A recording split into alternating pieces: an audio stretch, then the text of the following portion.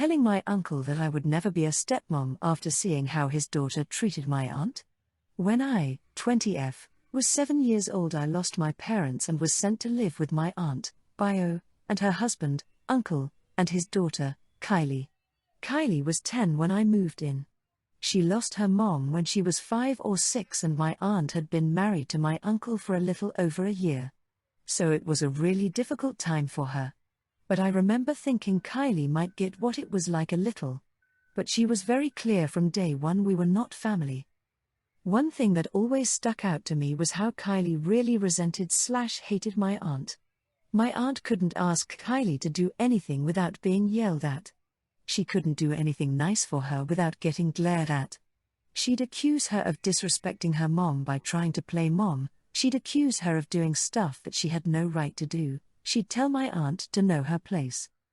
My aunt always understood Kylie was grieving, and she pushed my uncle to make sure Kylie got enough time with him but was also able to talk to him.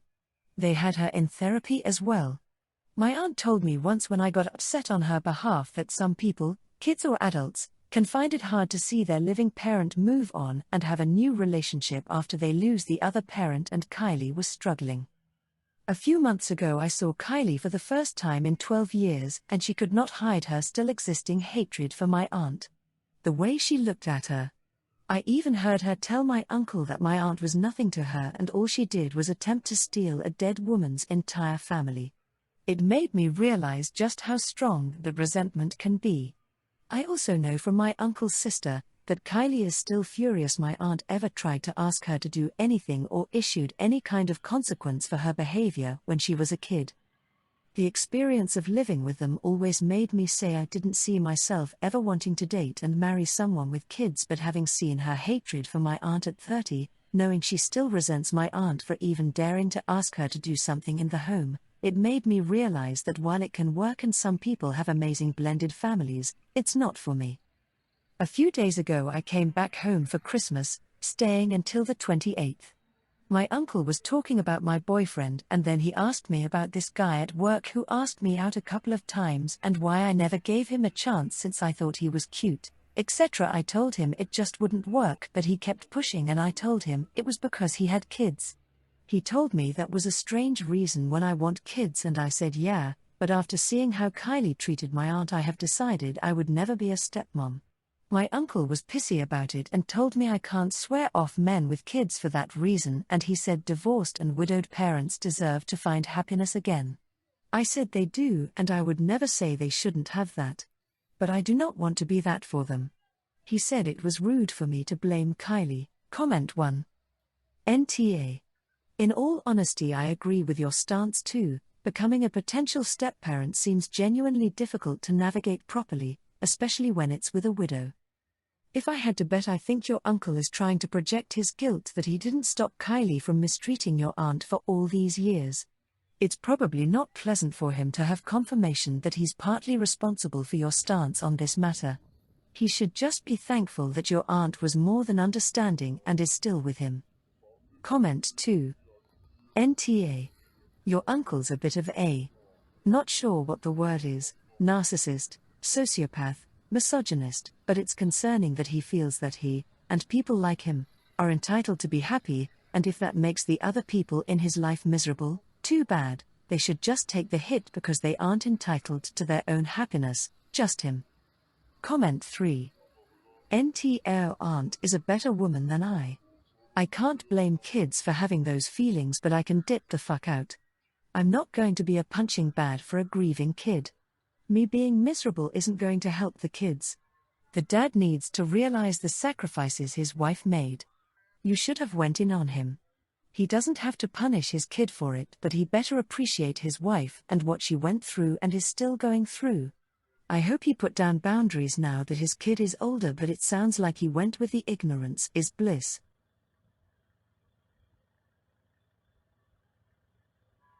Not buying my son a car like I did for the rest of his siblings. I, 49M, have 4 kids, twin boys, both 27, one girl, 25F, and another son, 21M. This post is about my youngest son, Jack. Since they were children, I promised my kids 2 things. 1. I'll fully pay for all of their college expenses, housing/tuition/food etc. And 2, once they graduate college, I will buy them a car. I kept that promise for all my kids, except with Jack, and now I want to know if I am an asshole for that. I paid for Jack's college expenses, but I am refusing to buy him a car. Below is some of the reasons why. I co-signed my name on the lease for Jack's room that he rents with a friend, and I send Jack his portion of the rent every month. The friend started taking advantage of my name being on the lease and stopped paying for rent too, knowing I will cover the amount because I don't want missed payments on my credit score. I asked Jack multiple times to ask his roommate to pay his portion, but the boy did not care to even respond to me, and I ended up paying for 6 months of his friend's rent too until I finally solved the problem by getting my name out of the lease. Jack have a very rude and entitled attitude. He speaks to us like we are his low-performing employees. The only time he contacts us is when he wants money and goes no contact otherwise, and we don't know what we ever did to him to treat us that way. Last year when my wife had to be hospitalized, all of my kids flew back home to be there for their mother. Jack didn't want to, but one of his siblings bought him a ticket and talked him into flying out. Instead of being glad to be beside his very sick mother at the hospital, he spent the entire visit making everyone run errands for him. His sister has to cook a very specific type of meal for him / we had to drive him to the gym at a very specific time he demands etc., and acted like it was one huge inconvenience for him to have to fly out. I even talked to my other kids about whether we were bad parents that caused Jack to act this way, but all my other kids don't know why he ended up so entitled and spoilt. The rest of my kids are extremely different from Jack. We all get along with each other and care about one another. For the rest of my kids, I spent maybe $100,000 on each kid's total college expenses. With Jack's careless spending habits and unwillingness to save us any money, Jack's college years ended up costing me $180,000. So I refused to buy the promised car. Jack's upset and has gone to his grandparents complaining about me.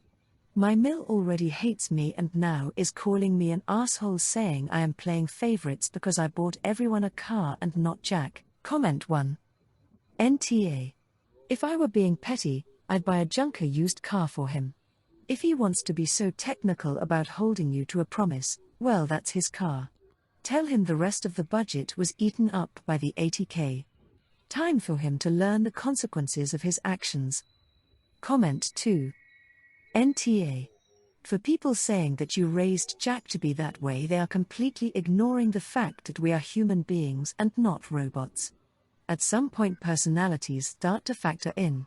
My family's situation is similar to yours, and I think during the teenage years, adjustments had to be made to accommodate the different personalities in order to set us up for success. My brothers and I did not respond to the same treatment, and we received different privileges accordingly. My family would have given me the receipts and bills for my expenses if I acted that entitled. Perhaps that may be what Jack needs instead of a car, and help him get a clue. Comment 3. NTA. Go buy him a Hot Wheels car or a remote control car. You probably never said what kind of car you would buy for your kids. Especially since you gave him cash during his college years that ultimately from his car fund. Plus his attitude towards family is ridiculous, and if he goes no contact with you all the time except when he wants money, means he just sees you as an ATM and not someone he loves. Sarcastically telling my sister punishing her daughter for going to a movie without her stepsister is sure to help their family. My sister, Anna, has a daughter, Piper, 16F. Anna is married to Gavin and has a stepdaughter, Hazel, 16F. Anna and Gavin have been together for 6 years and married for 4. Both girls live with Anna and Gavin full-time due to Piper's dad being deceased and Hazel's mom being a deadbeat. Hazel sees Piper as her sister while Piper does not return the sentiment and really doesn't seem to like her very much. She's fine with her but doesn't like to hang out with her and always seems to see spending time with Hazel as a chore. This could be in part because ever since they moved in together, Anna and Gavin have decided they will do certain things together every week and they do not get to say no to it. Hazel loves it but Piper hates it. Both girls love the Hunger Games. Piper has read all the novels, including the newest one. Hazel is yet to read the latest novel.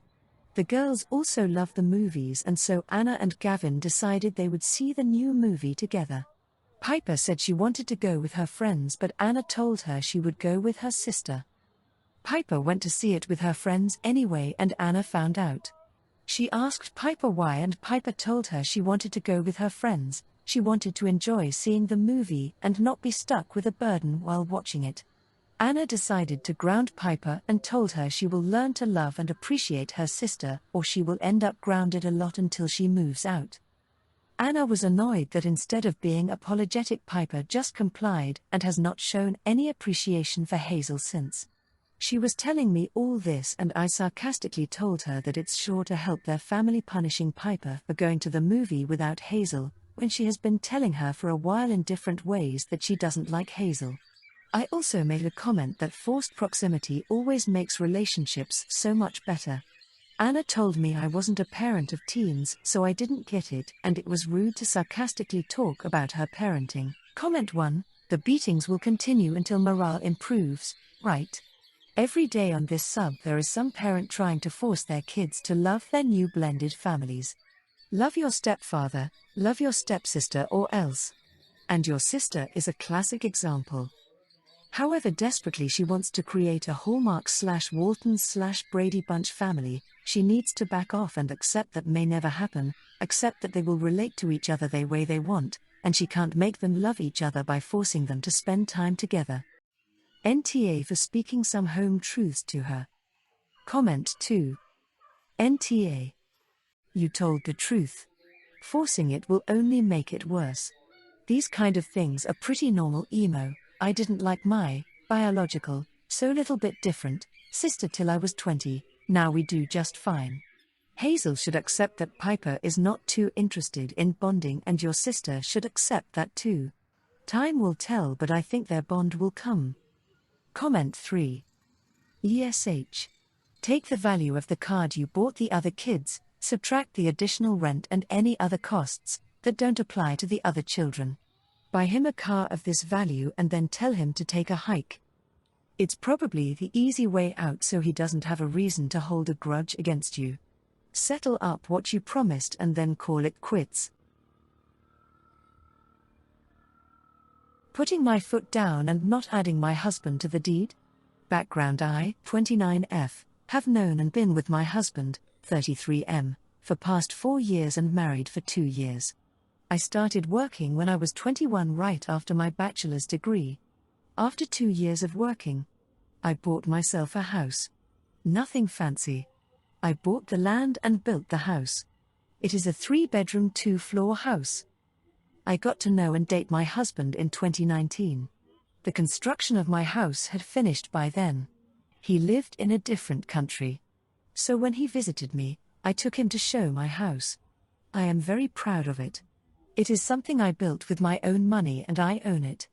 However, small. After our wedding I moved to the country where he was already staying. We split our bills and rent equally. We both work in IT and earn pretty good. So we are planning to buy a house. We found a place we liked and can afford. We are putting both our names to the deed because both of us are paying for it together. The problem arose when he said he wanted his name added to the house I bought by myself. I am not comfortable doing that. And I said so. He said it's unfair that I have 2 now and he would have part on 1. I said it was his bad plan for not buying a house before. I bought that house before I knew he existed and with my own money. Since he had no contribution to it, I am not obligated to make him feel good by adding him to deeds. He then proceeded to call his family. While his sister and Bill support me, his mom and dad said that it's not about money but it's about the togetherness, and whatever it is should be for the both of us or none. I said I am sorry, but this is not happening.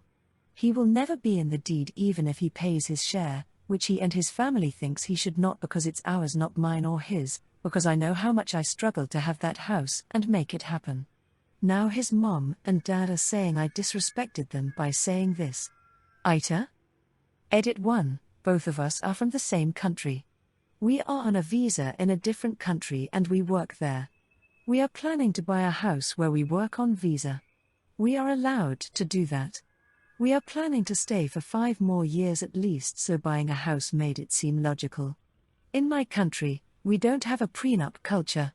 I did tell him earlier that this was mine and I won't ever give it to anyone. Unless I am dead, in which case it will go to either my kids if I have any, or the charity.